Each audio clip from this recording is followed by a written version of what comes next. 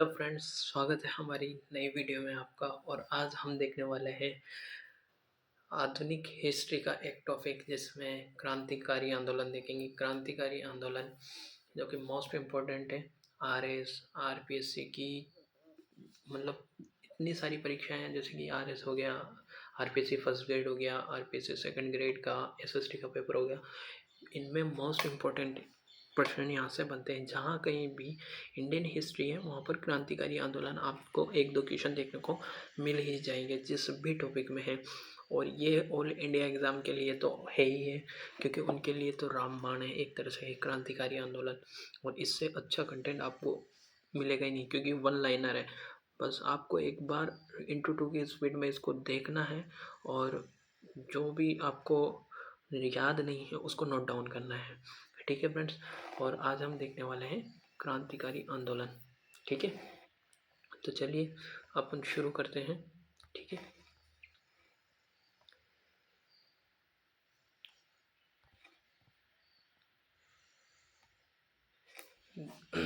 पहला क्वेश्चन, श्यामजी कृष्ण वर्मा ने किस वर्ष भारत की स्वतंत्रता के लिए कार्य करने हेतु लंदन में इंडिया हाउस स्थापित किया था? 1905 में इंडिया हाउस स्थापित किया था। कहाँ किया था? देखो ये जानकारी भी दे रखी है, कहाँ किया था, कौन सा हाउस था, इंडिया हाउस था, किसने किया था?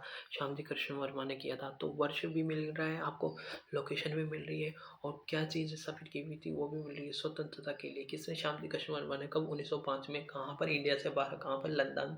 लंदन में। तो लंदन में इंडिया से बाहर श्यामजी कृष्ण वर्मा ने लंदन में इंडिया हाउस स्थापित किया था वर्ष 1905 में। भारत से बाहर था है। ठीक है, किसके द्वारा? श्यामजी कृष्ण वर्मा के द्वारा। श्यामजी कृष्ण वर्मा ने इंडियन होम रूल सोसाइटी, ये ध्यान रहे, इंडियन होम सोसाइटी की स्थापना कहाँ की थी? लंदन में की थी। अच्छा, लंदन में इंडियन होम रूल सोसाइटी की स्थापना किसने की थी? देखो ये ऐसे बनते हैं क्वेश्चन, श्यामजी कृष्ण वर्मा के द्वारा। यहाँ क्या दिया हुआ है कि होम रूल सोसाइटी की स्थापना लंदन में की थी। किसने की थी? श्यामजी कृष्ण वर्मा ने। अच्छा, यहाँ क्या पूछ लिया? होम रूल सोसाइटी की स्थापना किसने की थी? तो श्यामजी कृष्ण वर्मा ने की थी। ये पूछ लेगा कहाँ की थी? तो लंदन में की थी। ठीक है, यहाँ से इतने सारे क्वेश्चन कवर हो जाते हैं। इंडियन होम रूल सोसाइटी की स्थापना कब हुई थी? तो एक और मिल जाता है, फरवरी 1905 में। तो ये देखो, मैंने अभी तक आपको 4 क्वेश्चन करवाए हैं वन लाइनर, और यहाँ से इतने सारे क्वेश्चन आपके कवर हो रहे हैं कि देखो, होम रूल सोसाइटी की स्थापना, इंडियन होम रूल सोसाइटी की स्थापना कब हुई, किसने की, कहाँ की। तो ऐसे कैसे भी घुमा कर आपको क्वेश्चन मिल जाएगा। ठीक है, चलो आगे बढ़ते हैं।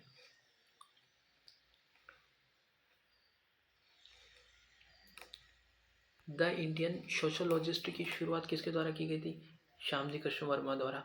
एस कृष्ण वर्मा है ना, तो श्यामजी कृष्ण वर्मा हो जाएगा। ठीक है, 1906 ईस्वी में लंदन में अभिनव भारत सोसाइटी, ये ध्यान रहे, अभिनव भारत सोसाइटी की स्थापना किसने की थी? 1906 ईस्वी में। ये भी भारत से बाहर थी। कहाँ पे थी? लंदन में थी। कब थी? 1906 में। किसने की थी? आप वी.डी. सावरकर पढ़ते हो ना, वी.डी. सावरकर, ये थे विनायक दामोदर सावरकर, उन्हीं के द्वारा स्थापित की गई थी 1906 में। लंदन में अभिनव भारत सोसाइटी की स्थापना थी। इंग्लैंड में free Indian society BD. Savarkar के द्वारा। ठीक है, वे विनायक दामोदर सावरकर, बी.डी. सावरकर के द्वारा की गई थी। कौन सी? Free Indian society. कहाँ पर? इंग्लैंड में। भारतीय क्रांति की जननी, भारतीय क्रांति की जननी किसे कहा जाता है? मैडम बीकाजी कामा रुस्तम कामा को, मैडम बीकाजी रुस्तम कामा को कहते हैं। मैडम बीकाजी कामा मोस्ट इम्पोर्टेंट है, इनका नाम लिए लिया जाएगा, क्योंकि भारतीय क्रांति की जननी कहा गया है इनको। किसकी जननी? भारतीय क्रांति की जननी कहा गया है। किसको? मैडम बीकाजी कामा को कहा गया है। किस महिला ने भारतीय तिरंगा सबसे पहले फहराया? बीकाजी कामा ने। बीकाजी कामा ने भारतीय तिरंगा सबसे पहले फहराया था। मैडम कामा ने भारत के तिरंगी स्वतंत्रता ध्वज को कहाँ फहराया था? ध्यान रहे, सबसे पहले जो तिरंगा फहराने का कार्य किया था वो मैडम बीकाजी कामा ने किया था। मैडम कामा ने भारत के तिरंगा स्वतंत्रता ध्वज को कहाँ पर फहराया था? स्टुटगार्ट जर्मनी में 22 अगस्त 1907 को फहराया था। इसलिए भारतीय क्रांति की जननी कहा जाता है मैडम बीकाजी कामा रुस्तम को। ठीक है, और कहाँ पे रहा था? स्टुटगार्ट में। कहाँ पर? जर्मनी में। कब? 22 अगस्त 1907 को। किसके द्वारा? मैडम बीकाजी कामा के द्वारा। कितने सारे क्वेश्चन कवर हो रहे हैं। ठीक है, 1907 ईस्वी के द्वितीय इंटरनेशनल स्टुटगार्ट में कांग्रेस में स्वतंत्र भारत का झंडा किसने फहराया? मैडम बीकाजी कामा के द्वारा। ठीक है, मैडम बीकाजी कामा से संबंधित सत्य कथन है, तो ये देखेंगे अपन। देखो, मैडम भिकाजी कामा की इतनी इंफॉर्मेशन दे रखी है। मैडम भिकाजी कामा से संबंधित सत्य कथन।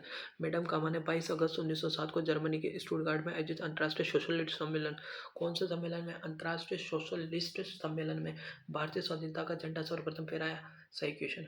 मैडम कामा दादा भाई नेहरू जी की निजी सचिव रही है, ये भी ध्यान रहे, दादा भाई नेहरू जी की निजी सचिव रही है। मैडम कामा के माता पिता क्या थे? पारसी थे। ये भी पूछा जा सकता है कि मैडम कामा के माता पिता थे भिकाजी कामा के, तो पारसी थे। और दादा भाई नेहरू जी की क्या रही थी? निजी सचिव। किसकी निजी सचिव रही है? दादा भाई नेहरू जी की। और कहाँ पे अंतर्राष्ट्रीय सोशलिस्ट सम्मेलन कहाँ हुआ था? जर्मनी के हुआ था। जर्मनी में कहा? स्टुटगार्ट में हुआ था। कब हुआ था? 22 अगस्त 1907 को। किसके द्वारा झंडा फहराया गया? मैडम भिकाजी कामा के द्वारा फहराया गया था। ठीक है, इतनी सारी इंफॉर्मेशन आपको एक क्वेश्चन में मिल जाए तो फिर बात ही क्या है। मैडम भिकाजी कामा एवं बरकतुल्ला और वी एस अय्यर और एम एन रॉय में क्या बात समान थी? इनमें क्या बात समान थी? तो वे क्रांतिकारी थे और स्वतंत्रता आंदोलन की अवधि में भारत से विविध देशों में काम कर रहे थे। ठीक है, और इन्होंने बाहर कार्य किया था, विविध देशों में कार्य किया था, क्रांतिकारी थे। ठीक है, सभी क्रांतिकारी थे और स्वतंत्रता आंदोलन में की अवधि में भारत से विविध देशों में कार्य कर रहे थे। कौन कौन थे? कामा थी, भिकाजी कामा, एम बरकतुल्ला थे, वी एस अय्यर थे और एम एन रॉय थे। ठीक है, करजन वायली की हत्या के आरोप में किसे मृत्युदंड दिया गया था? मदन लाल ढींगरा को। कब दिया गया था मृत्युदंड? हत्या 1 जुलाई 1909 को। मदन लाल ढींगरा को करजन वायली की हत्या कर दी थी तो मृत्युदंड दे दिया गया था 1 जुलाई 1909 को। हत्या की थी इन्होंने, किसकी? करजन वायली की हत्या, और उसके आरोप में इनको क्या दे दिया गया था? मृत्युदंड। रेशमी रुमाल षड्यंत्र, आए हाय, हाथों में आ गया है जो कल रुमाल आपका। रेशमी रुमाल षड्यंत्र किस ने संगठित किया था? उबैद उल्ला सिंधी और बरकतुल्ला के द्वारा। उबैदुल्ला सिंधी और बरकतुल्ला के द्वारा कौन सा रेशमी रुमाल षड्यंत्र को किसने संगठित किया था? उबैदुल्ला सिंधी और बरकतुल्ला ने। रेशमी रुमाल षड्यंत्र कहाँ पर संगठित किया गया था? अफगानिस्तान में। कब? 1913 से 1920 में ये अफगानिस्तान में थे। ठीक है, और अफगानिस्तान में महेंद्र प्रताप भी आएंगे जो आगे देखेंगे अपन। राजा महेंद्र प्रताप का नाम आता है, अफगानिस्तान का नाम आया, राजा महेंद्र प्रताप का नाम ना आया और क्रांतिकारी आंदोलन पूरा हो जाए, हो ही नहीं सकता भाई साहब। Hindustan association of Pacific coast, क्या है? Hindustan association of Pacific coast की स्थापना 1913 में किसने की? सोहन सिंह भाकना जी ने की थी। हिंदुस्तान गदर पार्टी की स्थापना के बाद इसे इसका अध्यक्ष नियुक्त किया गया था, यानी कि हिंदुस्तान गदर पार्टी की स्थापना के बाद इसका अध्यक्ष नियुक्त किया गया था बाबा सोहन सिंह भाकना को। हिंदुस्तान गदर पार्टी की स्थापना के बाद किसे इसका अध्यक्ष नियुक्त किया गया था? तो बाबा सोहन सिंह भाकना को हिंदुस्तान गदर पार्टी का अध्यक्ष नियुक्त किया गया था। और Hindustan association of the Pacific coast की स्थापना 1913 में सोहन सिंह भाकना जी ने की थी। गदर पार्टी की स्थापना कब हुई थी? 21 अप्रैल 1913 को। गदर आंदोलन की स्थापना किसने की थी? सोहन सिंह भाकना जी ने की थी। ठीक है, कितने अच्छे क्वेश्चन है, देखो आप। गदर आंदोलन की स्थापना किसने की थी? सोहन सिंह भाकना ने। गदर पार्टी का मुख्यालय कहाँ था? सैन फ्रांसिस्को में था। गदर ही गदर चल रहा है भाई सब, क्योंकि सैन फ्रांसिस्को में था। एक गदर पिक्चर आई थी, उसने और गदर मचा दिया था। गदर नामक अखबार कौन सी संस्था निकालती थी? Hindustan association of the Pacific coast. ठीक है, जो कि सोहन सिंह भाकना जी के द्वारा स्थापित किया गया था, ये Hindustan association of the Pacific coast, जो कि अभी ही देखा अपन ने। गदर पार्टी को पहले किस नाम से जानते थे? गदर पार्टी को पहले किस नाम से जानते थे? जो कि सोहन सिंह भाकना जी के द्वारा ही स्थापित की गई थी। गदर पार्टी को पहले किस नाम से जानते थे? तो हिंदुस्तान किसके नाम से जानते थे? Hindustan association of the Pacific coast. Hindustan association of the Pacific coast पहले इस नाम से जानते थे। किसने अमेरिका में गदर पार्टी की स्थापना की थी? लाला हरदयाल ने की थी। अमेरिका में, ध्यान रहे, अमेरिका में गदर पार्टी की स्थापना लाला हरदयाल जी ने की थी। गदर पार्टी से संबंधित कौन थे? रामचंद्र, रासबिहारी बोस, राजा महेंद्र प्रताप, ये आ गया ना, भिकाजी कामा, बरकतुल्ला, ये गदर पार्टी से संबंधित थे। रामचंद्र, रासबिहारी, राजा महेंद्र प्रताप, भिकाजी कामा और बरकतुल्ला, और ये सब विदेशों में भारत की स्वतंत्रता के लिए कार्य कर रहे थे। तो कहीं ना कहीं गदर पार्टी से यही जुड़े थे। गदर का क्या अभिप्राय है? वाह, क्या क्वेश्चन है? गदर का क्या अभिप्राय? भारतीयों का एक क्रांतिकारी संघ जिसका प्रधान कार्यालय कहाँ था? सैन फ्रांसिस्को में था। गदर क्रांति छोड़ने का सबसे महत्वपूर्ण कारण क्या था? प्रथम विश्व युद्ध का शुरू होना। गदर क्रांति छिड़ने का सबसे महत्वपूर्ण कारण क्या था? कि प्रथम विश्व युद्ध का शुरू हो जाना। प्रथम विश्व युद्ध के दौरान सक्रिय होने वाले गदर क्रांतिकारियों का आधार स्थल कहाँ पर था? पश्चिमी अमेरिका। ये ध्यान रहे। प्रथम विश्व युद्ध के दौरान गदर पार्टी का गदर क्या था? एक साप्ताहिक पत्र था। तो गदर पार्टी एक पत्र निकालती थी, गदर पत्र। उसका एक वो जो था एक साप्ताहिक पत्र हुआ करता था। कौन सा पत्र हुआ करता था? साप्ताहिक पत्र हुआ करता था। गदर पत्र का प्रथम अंक किस भाषा में प्रकाशित हुआ था? तो ये भी ध्यान रहे। गदर पत्र का प्रथम अंक किस भाषा में प्रकाशित हुआ था? जो एक साप्ताहिक था, उर्दू में। 1 नवंबर 1913 को। संयुक्त राज्य अमेरिका में भारतीय क्रांतिकारियों द्वारा प्रकाशित किया जाने वाला गदर कितनी भाषाओं से निकाला जाता था? मोस्ट इंपोर्टेंट 4 भाषाओं में निकाला जाता था। उर्दू, गुरुमुखी, गुजराती और हिंदी। कौन सा कब निकाला जाता था? यह भी दे रखा है। सबसे पहले उर्दू में निकलता था। 1 नवंबर 1913 में निकला था। एक साप्ताहिक पत्र था और गदर पार्टी द्वारा निकाला जाता था और गदर पत्र निकाला जाता था। कामागाटो कामागाटा मारू कामागाटा मारू क्या है? क्या था? कनाडा की यात्रा पर निकलने वाला जलपोत का नाम है कामागाटा मारू। इस जलपोत के नाम से कामागाटा मारू घटना अन्ना के नाम से जानते हैं। और कामागाटा मारू घटना से कौन संबंधित है? गुरदीप सिंह जी संबंधित थे। मतलब ये पढ़ते हो ना तो ऐसा लगता है कि आज़ादी भाई यूं ही नहीं मिली है और तुम ऐसे यूं ही बर्बाद कर दोगे। गजब लोग हो यार। कामागाटा मारू घटना, गुरदीप सिंह जी थे।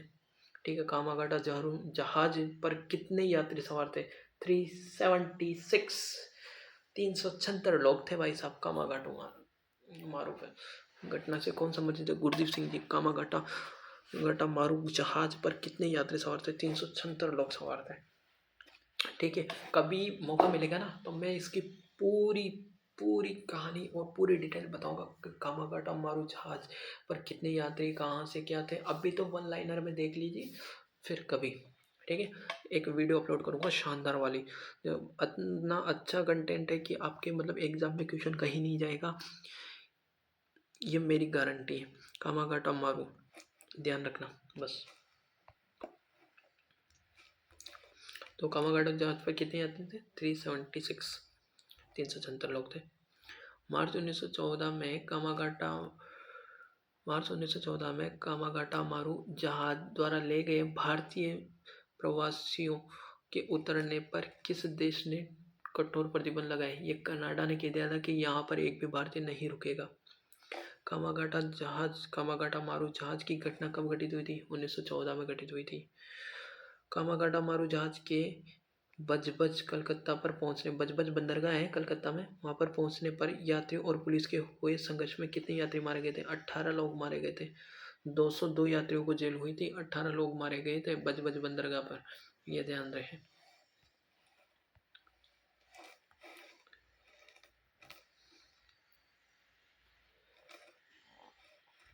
आगे देखते हैं शोर कमेटी।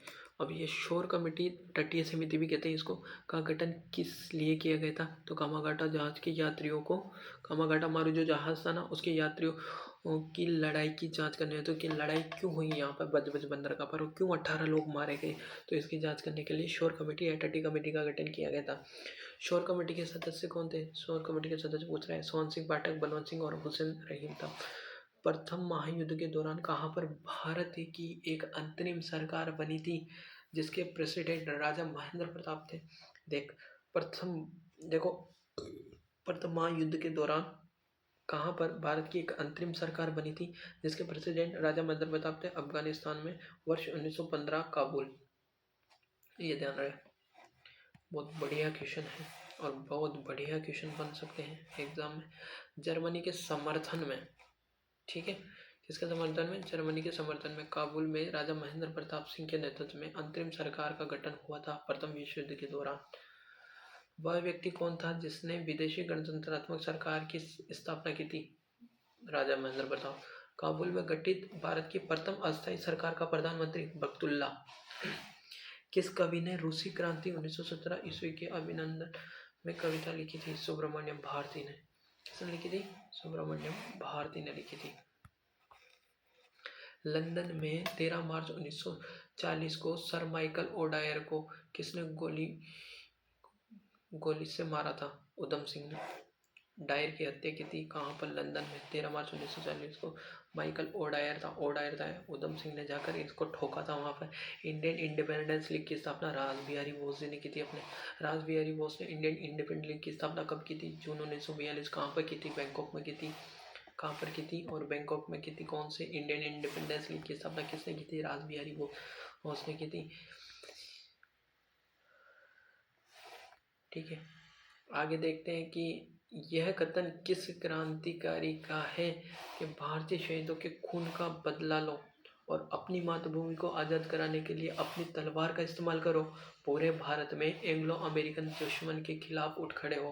रास बिहारी बोस का है। क्या कोड था और क्या जज्बा था बंदे का, आप मान सकते हो उस टाइम के बंदे को। तो ये सारे के सारे भारत से बाहर रहकर क्रांति कर रहे थे और भारत के लिए लड़ रहे थे। ठीक है,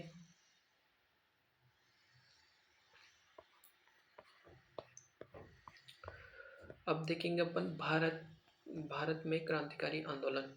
ये तो थे विदेश में जो क्रांतिकारी आंदोलन से, जहाँ से आपके महत्वपूर्ण प्रश्न बन सकते हैं और मोस्ट इम्पोर्टेंट प्रश्न बन सकते हैं, वो मैं कवर कर चुका हूँ। और भारत में क्रांतिकारी आंदोलन को कवर करेंगे हम अगले चैप्टर में, ताकि आप छोटे छोटे चैप्टर से छोटी छोटी क्लास देखने में क्या होता है कि मज़ा आता है, इंटरेस्ट आता है। आपको एक साथ एक बड़ी बल्क में क्लास मिलेगी ना, आपको उसको देख नहीं पाओगे, बोर हो जाओगे। अगर आप इंटू 2 की स्पीड में भी इस छोटी सी क्लास को देखोगे ना, तो 8 से 9 मिनट लगेंगे, ज़्यादा नहीं लगेंगे और आप झट से फ्री हो जाओगे। तो विदेश क्रांतिकारी आंदोलन देख रहे हैं और क्रांतिकारी आंदोलन में हमने विदेशी वाला पार्ट कवर कर लिया है, जो कि बहुत अच्छी इंफॉर्मेशन है और यहाँ से क्वेश्चन बाहर नहीं जाता है और यहाँ से क्वेश्चन आता ही आता है। ठीक है,